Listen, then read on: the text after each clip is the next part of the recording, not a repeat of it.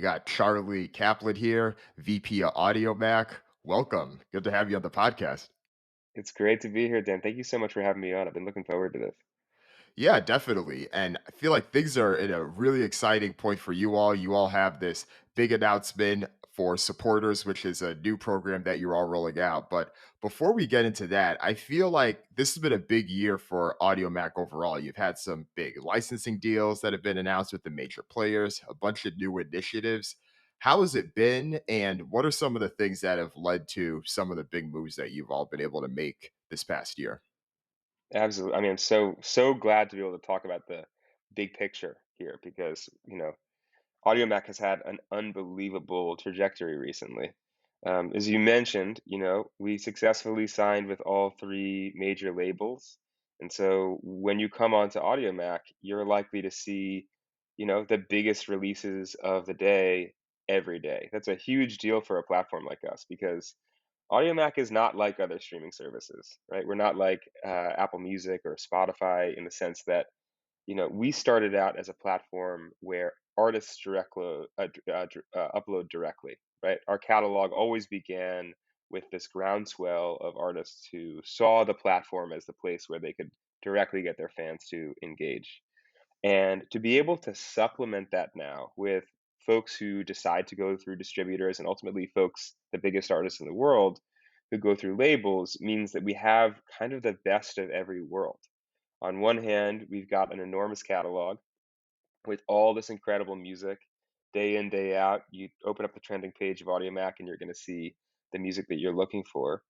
But on the flip side, Audiomack, I think, is the only streaming music service out there that A, does not charge artists for a single thing. We don't charge artists for uploading. We don't charge them to monetize music. We don't charge them for analytics. We don't charge them for anything. And on the listener side, I think we're maybe the only streaming music service out there that the vast majority of music you're going to find on the platform is free to stream, ad supported, and free to offline, ad supported. So as a result, Audiomack is a platform that's built for access, and so much of what we do, so much of what we focus on, is about bringing more and more and more folks inside the tent who can't get in here if you have to pay $10 a month, or if you're going to lose money because you have to pay to monetize. So these big changes, each new feature we add, kind of fits under that thesis of we are trying to help more artists and more listeners have an incredible listening experience. And the way I always like to think about it is we're just trying to draw the shortest line between the artist and the listener. How do we get them to be as close as possible to one another? Because like, two celestial objects, the closer they get, the stronger the gravity is, the stronger the power is. So it's been an amazing period of time for us. Can you talk a bit more about the decision not to charge artists to put music on the platform and how that may have led to some strategic moves you've all made? Because at least with some of the other streaming services, they do charge. And of course, that's a revenue stream. But with it, I think it also does allow them to qualify who then is serious about this. And then hopefully that can lead to a more lasting relationship. But how has that been on your end? Because I do imagine that you likely have a number of users who are not necessarily at that same level, but you also probably have those that have started at that level to be able to grow with you as well. How has that dynamic been? That's an amazing question. That's like a fabulous question.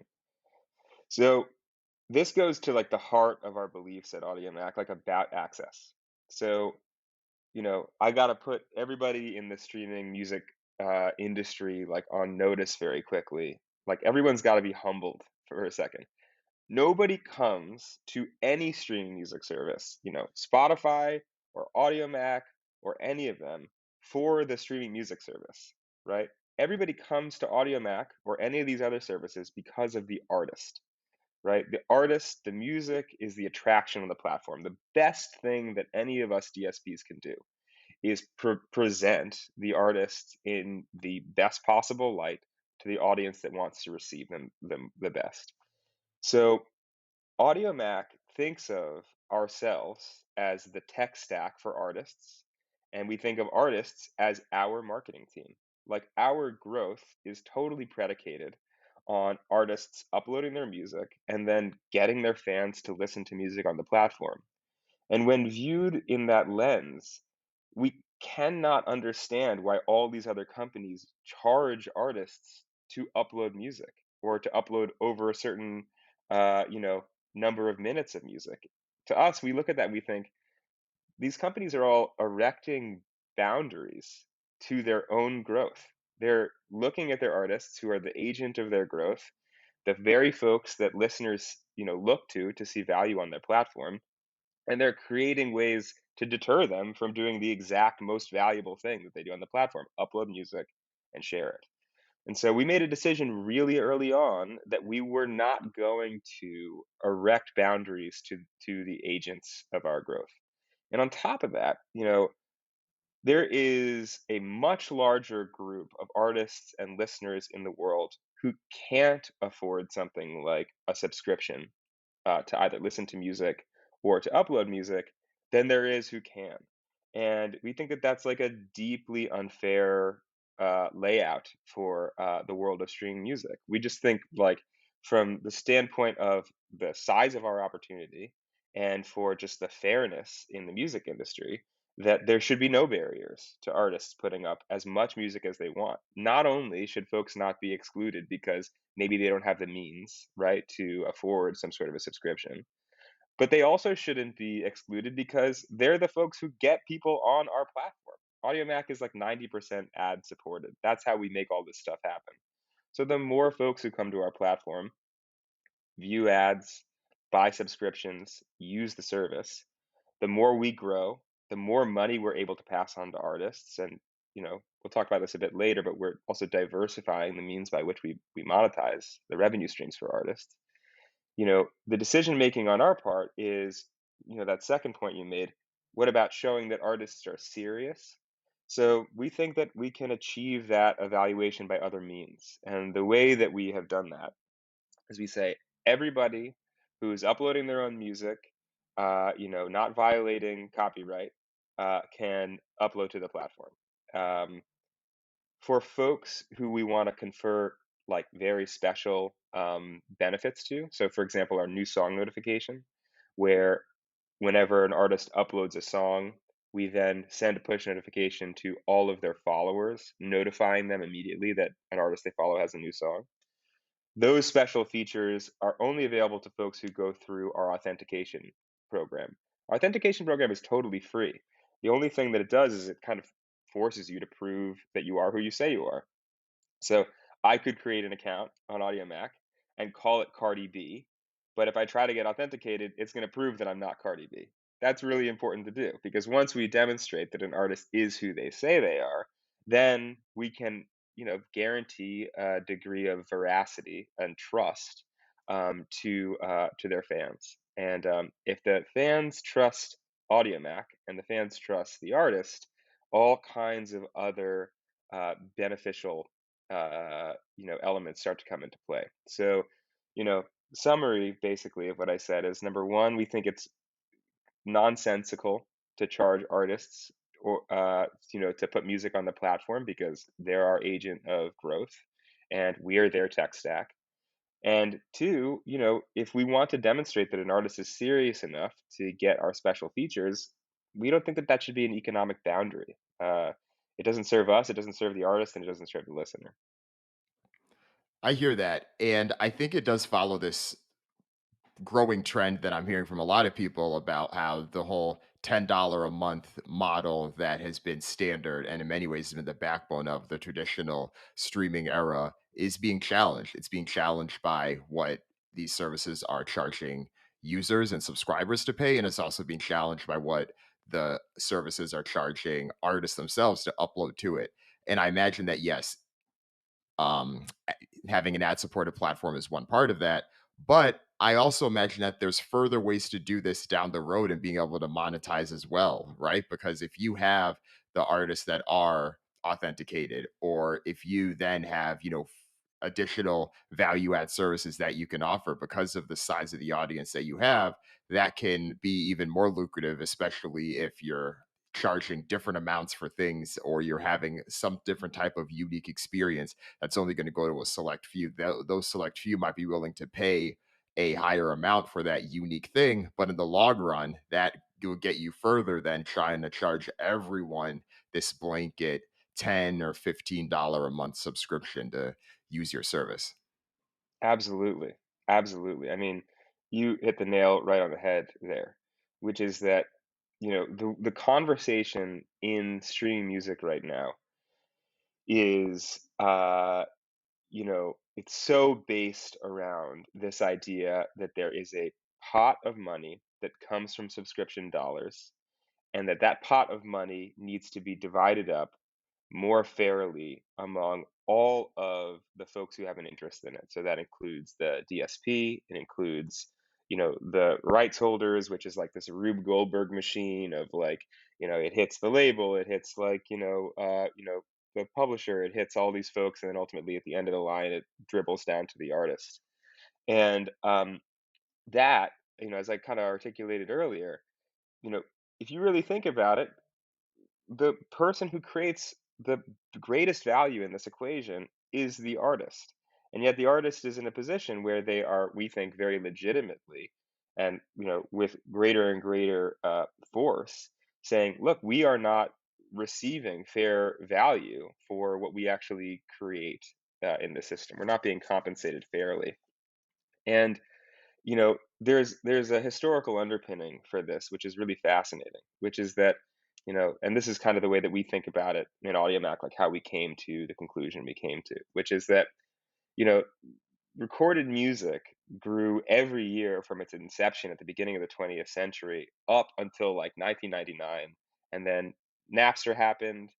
The amazing thing about Napster is that it flattened, right, the sort of material requirements for getting music to people from, brick and mortar stores, putting, records on trucks, pressing things, all the way down to just a file transfer protocol. So it made the cost of doing business a lot lower, but it also removed all of the sort of like supply and demand dynamics that exist within music, and as a result, the price of music dropped to zero. No one could control, this sort of free sharing. And every year from 1999 to 2014, music recorded revenue dropped. And I mean, this was the era I grew up in. This is the time period of time when I was like a kid, and it really started to give the impression that what if music stops being a vocation? What if music stops being a way that folks can have a profession? And then in 2015 and every year thereafter, there was an inflection point where recorded revenues went up and up and up, and it was all on the back of streaming music. But artists didn't feel like they were getting paid, and they weren't getting paid very well. They started to come and say, "Listen, lots and lots of billions and billions of dollars is being made in this space, and despite driving the value in this space, we're not being fairly compensated." And the way Audiomack has thought about this is to say, number one, they're right. The artist should be the best and first compensated figure in the picture of music. But at the same time, there's a lot of complexity to this question. And the complexity of this question kind of comes down to the fact that primarily in recorded music now, there's just one big pot, which is how much money goes into streaming. And that's like a tug of war, right? You can either charge listeners more for streaming music, and therefore fewer folks will be able to afford it. You can give, artists, artists will pull on the other side of it, right? And they will try to sort of gain more. But at the end of the day, a certain number of people paying $10 a month can only be cut so many ways. Um, and so when we look around the industry and we see the solutions that other folks have come up to with this, we see sort of like a lack of creativity. Folks haven't thought this through in a way, I think, as you were alluding earlier, to think, is a streaming subscription the only way that an artist can be fairly compensated for their work? And B, you know, do we need to like cut everyone to the same $10 a month size? So that's where the next evolution of Audiomack is coming from, which is the biggest thing I wanted to talk to you about today, which is supporters. So supporters is this new initiative that Audiomack is about to launch. By the time this podcast comes out, maybe it will have launched already. And what supporters is the ability for a listener to directly support an artist. Now, there's lots of solutions around the internet where there's tip jars. There's Spotify, SoundCloud have means by which an artist can list their PayPal and solicit contributions. But we think very frankly that that's a lack of creativity, and that that's a lack of empathy for the artists themselves. Um, you know, the reasons why an artist would be soliciting, contributions is because the financial model, is not adequately serving them. The reason why a fan would contribute to an artist, it can't be purely altruistic because a fan's love of an artist is so much deeper than just, a silent gesture. Hey, I'm going to PayPal you 20 bucks. So what supporters does is when an artist puts music up on Audiomack, if they monetize through our AMP monetization platform, which is free to sign up for, their music is now available for support. When a listener finds a release that they love, they can go and support that release, and their profile will permanently be associated with that release forever. So, if I am an artist, right, I put music up on Audiomack, then if you come over and decide, I love Charlie's music, I'm going to support it. You hit support, you choose how much you want to support, and now everywhere on Audiomack where that release ever exists, you'll always see Dan's profile in the player on the album page. You'll always be able to tap through, right, and see, okay, listen, one of the most significant supporters of this artist is Dan. Why does that matter? That matters because it offers a monetization opportunity that's unlimited in size to the folks who can afford it, and allows folks who can't afford it to continue to enjoy Audiomack with no changes to their service whatsoever, which is amazing, right? And it puts folks in the position, folks with the means of supporting artists directly, in a place where they get to be the impresario, they get to be the patron of the arts. I often think about, like, at Lincoln Center, for example, it says David Geffen Hall at the top. This was the person who was able to support, the incredible art that happens at Lincoln Center. As a result, he gets his name associated with Lincoln Center, and the whole city and all of the artists that enjoy it get to have like this enriched, literally and figuratively, artistic environment. And that's how supporters works. So the money, goes directly to the artist. If they've signed up, through AMP, then you can just view the amount of money that you've gotten in your AMP balance. If you come to us through a distributor, the money goes straight to the distributor. And if you're on DistroKid or TuneCore or something, then you can pull the money out that way. Um, but you know, the reason we think this is so important is because fundamentally, artists are professionals. They think about their music seriously. They're hustlers. They're entrepreneurs. They make their own work. They create value. They put it out into the marketplace.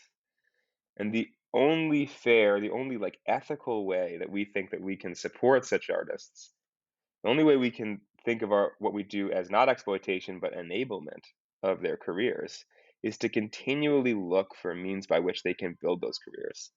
And supporters is our big, second swing at that, right? Our first was to launch AMP and have everybody able to get on board. But now I think what we're showing is that Audiomack has this long-term vision of finding more and more and more ways for artists to monetize against their work and really be treated like professionals, like entrepreneurs on the platform. So that's supporters right there for you. And I think with that, you, as you mentioned, you are able to create that David Geffen type of experience where, boom, your name is associated with this. And I assume that for a particular artist or for a particular song, there are tiers that are associated with that, right? So the more that you give, the higher up that you will be on that list. And I'm sure that a lot of that exists within Audiomack as well. I wonder though, is there an opportunity for that badge or that supporter recognition to then be transferred if the artist also has their music on other platforms. So it's like known, like, yes, like they're a supporter on Audiomack, but this lives within the credits, or this lives within the, or rather, it's in the, like the long-standing credits for the actual song or the album or the product that they're supporting.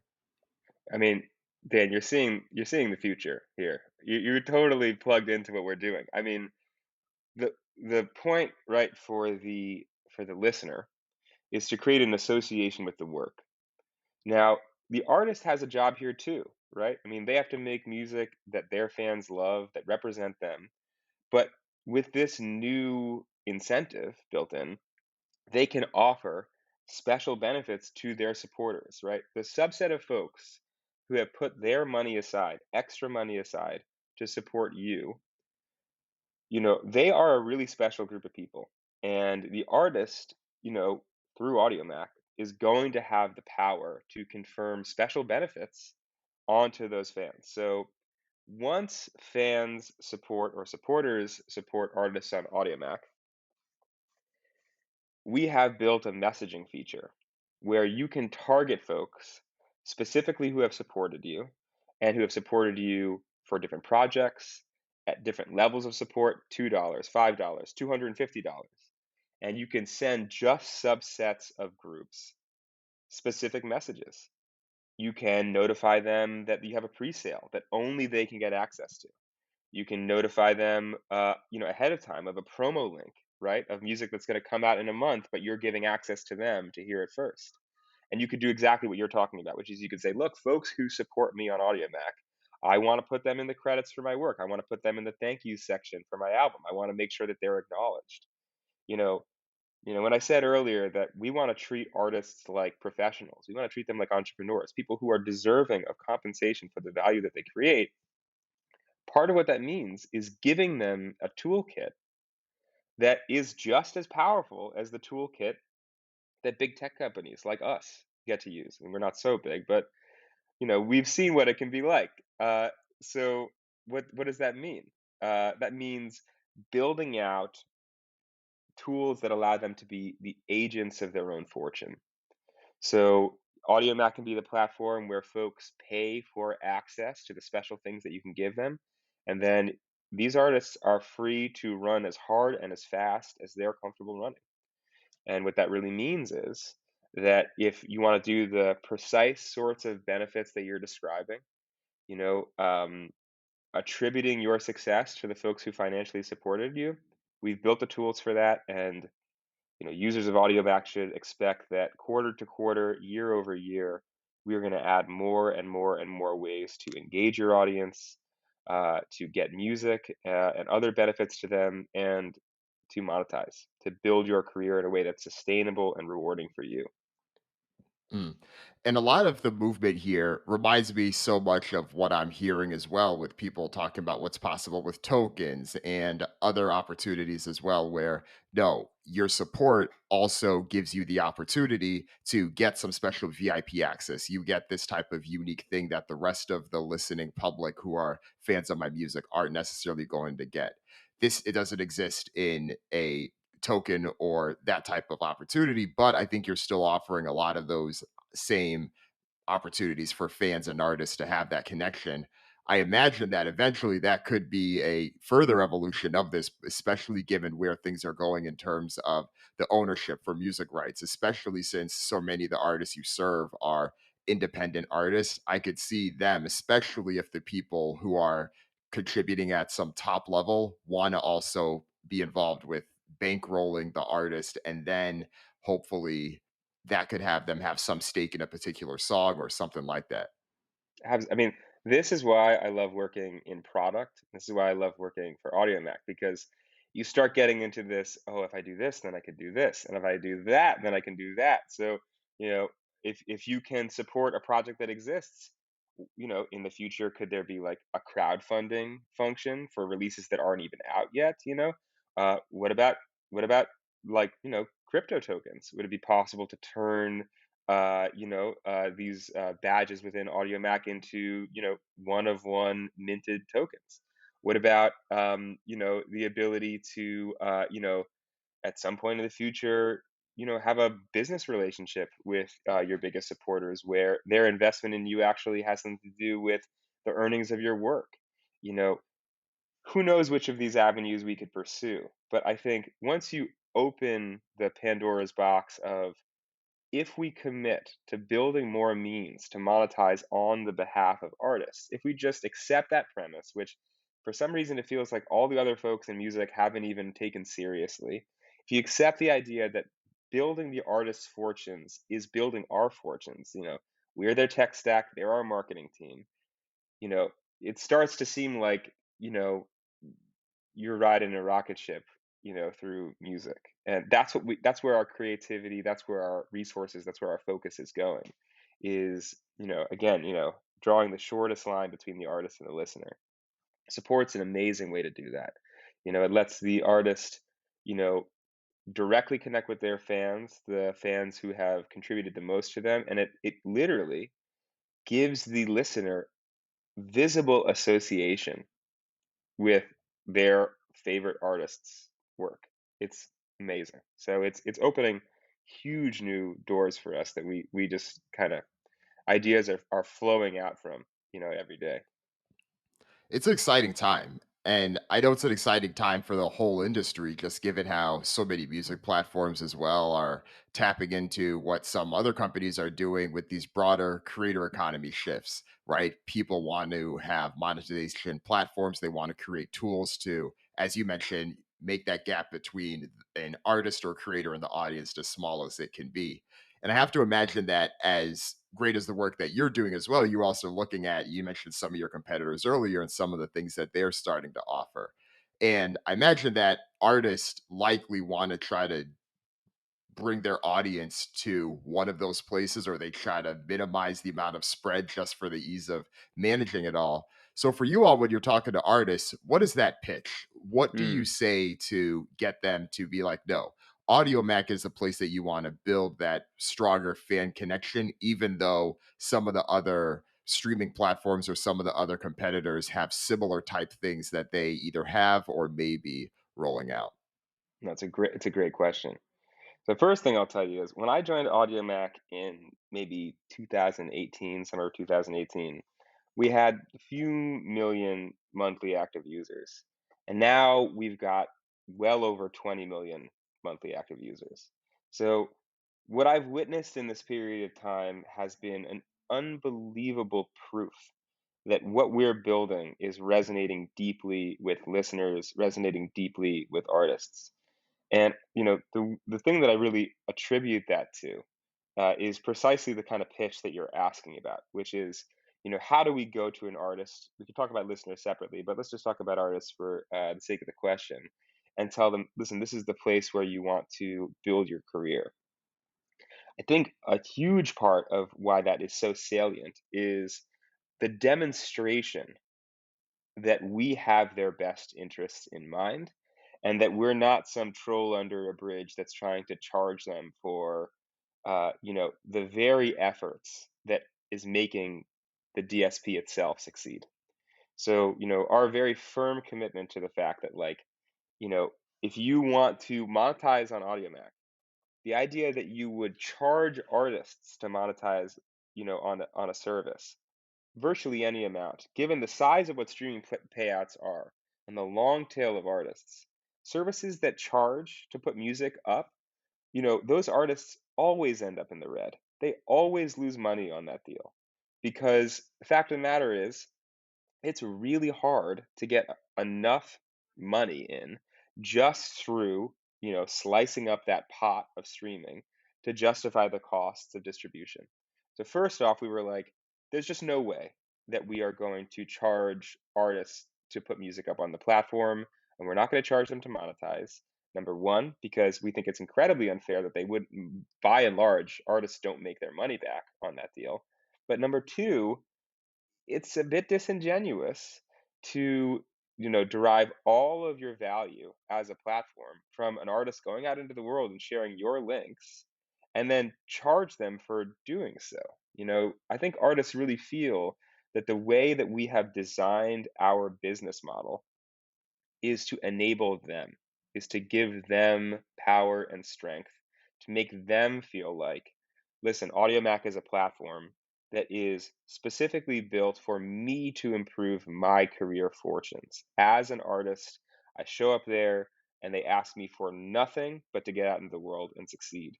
And I think that's incredibly apparent through what our business offering is. But I think it's also very apparent for just the quality of our tools. So, the fact that we never charge artists for anything means that never charge artists for anything means that there's no strata by which we differentially benefit artists who can afford it. It's like the richest artist in the world and a brand new artist who's never earned a dime have the exact same access on Audiomack. And it's just always going to be that way because we don't think that they're any different. They're both folks trying to get their music out to the world. They're both agents of their own success and they're both agents of our success. So that's the first thing. Second thing is we have absolutely world class tools. So the analytics on Audiomack are, nose to nose as good with anything that any of the other folks in streaming music can provide. And I think once artists realize that, we're building world class tools for them, but we're not, you know, uh, sort of hanging over them, an unfair business deal, they really start to recognize that we're in their corner and we're trying to grow with them as opposed to at their expense. So that's the pitch to the other, at least against the other competing digital streaming providers. And that makes sense, given for the reasons we talked about. But what is your pitch to the social media platforms that are Mm. offering tipping and monetization tools and things like that? That's a great question. So, and I should probably point out that there's a couple of different classes of folks who are interested in tipping. So, there, are social media platforms like on Twitter, for example. They recently added tips. There are, other content platforms, so like TikTok or YouTube or Twitch, right? Have They all have sort of creator tools that can be monetized against. And then there are tools out there that are sort of like the 1.0 of these ideas. So tools like Patreon, for example. Um, you know, I think that we're very unique within music as being the tool that actually creates a value exchange for this sort of support. So, if you look at all the other folks in streaming music, what they focus on is, a purely altruistic, tap this button and it'll go to my Venmo type experience. You know, the folks like TikTok, Twitch, YouTube, they're much more the vanguard in their spaces about how to diversify revenue streams for artists. And it's been amazing to watch them find their success. I think that some folks have done this better than others. So, a service like TikTok, for example, it's been very cool to see them roll out, TikTok gifts tool. That's great, but they haven't built that reciprocity that Audiomack is building. So again, when you support a project on Audiomack as a listener, now that artist who you supported has the ability to contact you directly, right? They can send you a push notification and an email where they notify you about exclusive opportunities and deals. And the sort of virtuous cycle, right, of both allowing a fan to support an artist, but then allowing the artist to confer special benefits upon that fan is so much of what makes this thing exciting and what makes it work. And that third class, that sort of Patreon class, you know, when they launched, primarily what they launched with was just the simple ability to support a project. So, what does that attract? That attracts artists who want to monetize. But those platforms, I think, by and large, have not succeeded in becoming destinations for consumption. So, the really hard part about pulling something like this off is getting artists and listeners in the same place at the same time. So it's easy to get one or the other, right? So I would argue that something like Spotify or Apple Music has listeners, but because their music comes from distributors and not from artists uploading, they don't quite have artists. And something like Patreon, they've got the creator, right? But they don't really have the consumer. They don't have the listener on their side because other than an artist linking you to that platform or checking out, like a profile maybe by accident, why would you ever end up there? But the cool thing about Audiomack is that because we're an upload platform that's also a consumption platform, because those two things are in the same place, we can get folks there at the same time. A lot of artists, a lot of listeners. So that's a lot of collisions and a lot of opportunities to make transactions actually happen. Have that value exchange not only be meaningful for the artist, them getting paid because a lot of listeners are seeing the listing, but also for the fan, right? For the supporter, them having supported a project now gives them very public exposure as a supporter of a work. So the fact that Audiomack has tens and tens of millions of listeners on the platform means that if you've supported the most popular album on Audiomack in a month, if you're the number one supporter, a lot of people are seeing you there. So putting both folks in the same place at the same time is really valuable for us. So I would say that we're differentiated from each of those three classes of services in really unique ways, and I think we found something that is really specific to music, really specific to being like a UGC platform that has both artists and listeners in the same place, and we've got a great deal of vision kind of associated with that. So it's a definitely a special case, but we see a huge amount of opportunity. That was a great breakdown of where each of the companies fall in that, the one, two, and the three different levels. And yeah, I think based on that vision, I see how that ties in, especially when you also look at the content that you all create on the platform. You have that as a destination for all those things, and that naturally does lead to more involvement and adoption there. So yeah, I definitely see that vision there. I feel like that lines up with a lot of the conversations, not only here, but I know that both Z and Dave Mackley had shared on past podcast episodes as well. And you being able to bring it all together does ultimately help lead to more of it, especially because the platform is open. That will just continue to attract more and more, both fans and artists over time. Which is as you can see why access is so important to us.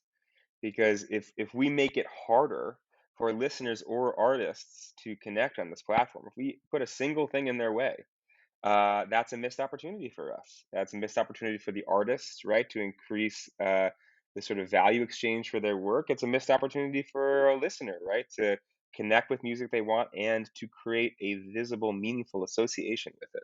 So we just got to get everybody under the tent. Our goal has never been to be the streaming service that gets like 100 million people to pay $10 a month. That's just a little conventional for us. Our goal has always been to get like billions of people on the platform, however they get in, build something that's world class, that's great for them, that's amazing, regardless of what you're showing up with, and find the most valuable opportunities for the listeners and for the artists and for us all in one place to connect. That's what Audiomack is all about. So, how will you measure success for supporters? Looking back after the first quarter after it launches, what are those key performance indicators that you're looking at to hopefully see that it lines up with what you had in mind? It's a great question. It's a great question because there's a lot of ways you can think about it, right? Like you can think about it like how much money did artists make on Audiomack? Or you can think about it like what's the average amount of money that artists made on Audiomack? Or you can think about it like what, I think looking at like the median experience, that middle of the road artist who is like really striving on the platform, isn't part of the absolute elite, have their fortunes improved? Similarly, thinking about listeners, right? To what extent do the listeners for whom this is accessible, right? Which is ultimately a financial question. To what extent do they see the value of participating in this? So you could ask the question, you know, what percentage of our listeners have done this? Or what percentage of folks who have done it once have done it more than once, right? There's all kinds of ways that you can think about it. I've always felt that the biggest way to think about analyzing performance on Audiomack is to recognize number one that artists and listeners have, they have different ideas of success. but their ideas of success have to actually serve one another, right? Because at the end of the day, the thing that a listener is trying to do, by definition, is listen to an artist's music. And the thing an artist is trying to do, by definition, is get their music to listeners. So thinking about how that relationship is kind of interwoven, and to not sort of be fooled by the bias of just the most successful people doing the best, but sort of broad based, are we making this community sort of more economically rich? And sort of in general, are we making the idea of being an artist professionally, entrepreneurially, right? Are we making that more feasible for more people? That's really the metric that we're thinking about. So Mm. I love music, right? If I feel like supporting something financially on the platform is going to benefit me by buying a badge on the platform, that's a huge win. For an artist, if they're seeing, oh man, all of a sudden now, my sort of economic picture is different because I have this new avenue by which folks can support me. If they start thinking about that differently, then it's a huge win for us. Right. And something you said there made me think of how this may line up with the artist mentality and how they think about a lot of these things. Because no different with a company, there's always this balance of focusing on growth versus focusing on strengthening the ties that you have with your existing customers. And artists, in very much the same type of way, whether you're trying to grow streams or you're trying to build relationships with the people who are already fans with you. And I think traditionally, at least the way things have been the past few years, streams and music is looked at as this numbers game where people are trying to just amass as many as they can, more followers, more viewers, etc., and so on. However, they want to monetize that in real life or through things like that. Because this is bringing it together on the same platform where they listen to and stream their music, I wonder, does this shift at all the mentality that some artists may have with how they are approaching their goals or how they are looking at what success looks like for them on the platform as well? We hope so. I mean, that would be a huge sign that we were on the right path, would be the idea that if artists now think that, by using Audiomack, right, getting folks to listen to their music and monetizing in that way, but then also utilizing supporters and, really kind of getting value out of that direct connection to their fans, that they can monetize that way. If you think about it, the fundamental behavior that a stream-based economy incentivizes is to get folks to stream more. That's what you just said, right? If each stream has associated with it a certain, fraction of a penny, then folks are just trying to get as many of those fractions of a penny in the door as possible. The behavior that supporters incentivizes, it says, listen, let's get as many folks in the door associated with me by creating really special ways for me the artist to connect with my fans after they get in the door. That's an amazing new thing.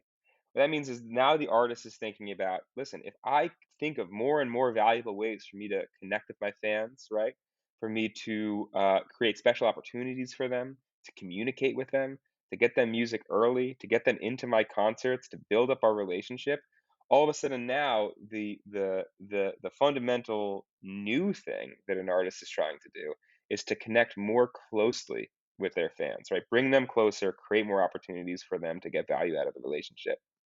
And that's incredible. And I know I sound a little bit like a broken record, but I cannot believe that all of these big tech companies out there, these big streaming music companies, they put all of this time and effort into trying to figure out how they can increase their own forms of revenue, how they can increase their own profits, how they can increase their own monetization opportunities, but that they do it at the expense of the artist, as opposed to thinking about how to create more opportunities for the artist, which they can share in growth with. It's amazing to me that everybody treats it like this tug of war as opposed to trying to grow together. And growing together is way, way more valuable than that zero sum game that so many folks, see just by, you know, plopping a subscription fee on, artists' ability to put music up on the platform. The thing that Audiomack is doing and is going to continue to do, and I think has done really since we, were founded, and certainly ever since we launched as apps in 2015, the big thing we're trying to do is to say any benefit, any tool that, a big tech company or any other company out there, anyone with the sort of an enterprising entrepreneurial mindset has, how can we provide that at scale to artists? And thinking about, revenue diversification is a huge way to do that, but there's all kinds of other like non-revenue ways that we're thinking of doing that. What are ways that companies market? What are ways that companies monetize? What are ways that companies advertise? What are ways that companies get out to their consumers? How do we provide that for free for artists? Because if artists succeed in getting value out of those things, then we succeed in getting value out of those things. And that's like a doctrinaire, completely unshakable attitude that we've got as a company. And something you said there, that's the irony of so much of the focus on the creator economy. There are so many of these major companies that want to invest more and more in it, but they're approaching it as a zero sum game where everyone is trying to compete for this attention, compete for eyeballs, what they can get you to do, and keep time away from you spending time on other platforms, as opposed to doing the very thing that they're trying to help creators themselves do, which is finding their own niche and opportunity to monetize in unique ways. Or And or or I the or that they say that they're doing. Who knows if they're really doing it? exactly, exactly. Well, Charlie, this was great. Really appreciate the breakdown and excited for Audio Mac and everything that you all have planned. But for those listening that maybe this is their first time learning about the services that you have and first time learning about supporters and they want to learn more, where should they go and how should they find out more? So head on over to audiomack.com or look us up as Audiomack in the App Store or in the Play Store. That's spelled AudioMack. Audiomack, we have a monetization page, which you can easily find either through searching Audiomack AMP or through our website. That is going to be, your pathway into all of your FAQs about how supporters works. Also, please hit us up on Twitter or on Instagram or any place where social media is pervade. We're also Audio Mac in all of those places, and we are going to be up late answering any questions that you folks have. I'm sure we're going to make lots of opportunities to proselytize to the world. Yeah, that's the story. Come hit us up at audiomac.com. Great stuff. Good stuff. Thanks, Charlie. This is great. Thanks for coming Yeah, on. pleasure is mine. Amazing questions. Thank you so much for making the time. Of course.